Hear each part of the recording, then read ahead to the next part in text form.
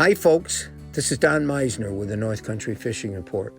Well, I talked to my buddy Will Clute, who's been fishing every day on the reservation. He's taking people out. They've been having some wonderful success. And Will also has his own lure company with soft plastics of all different types, from drop shot baits to swim baits to stick baits. That's what they call like the long worms. We call them Senkos or whatever, because that's one of the popular names. But I said to Will, okay, Will, now listen, I have to go on the radio and I have to give people some pointers. What would you say is, number one, the best size bait to use? And every day might be a little bit different, but average speaking, what is the best size bait that no matter what they select is going to give them the best chance? And then tell me what color you would recommend. Well, he says size bait, there's nothing better than a 3 to 4 inch swim bait of some kind. And here's the thing. I've read in different reports, I've gone online looking at different new lures that are coming out, and what some of the pros have said over and over again is 80% of the time, most of the fish are feeding on 3 to 4 inch size baits. 3 to 4 inches, no matter what bait you select, even if it's a crankbait of that size. This is the size of the food that fish are feeding on most of the time. This is the size of the forage base that they eat. So like Will is saying, if you use anything from a 3 to 4 inch size bait, it doesn't matter what you're fishing for. You're probably going to be successful. Even great big giant fish, they're going to be feeding on the same size bait right now because that's what's available to them.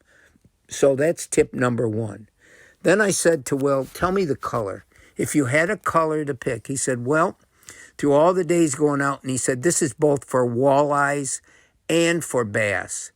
Either pearl or white is, boy, you can't go wrong using that color bait.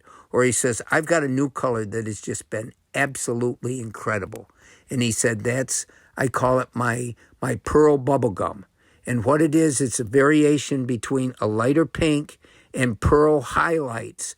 And he says the fish are going crazy for it.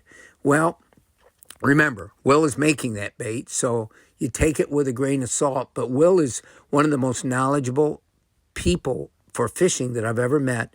And he also, for over 20 years, has helped me out on a number of things, especially so many of the TV shows that I did. So I really take his advice to heart.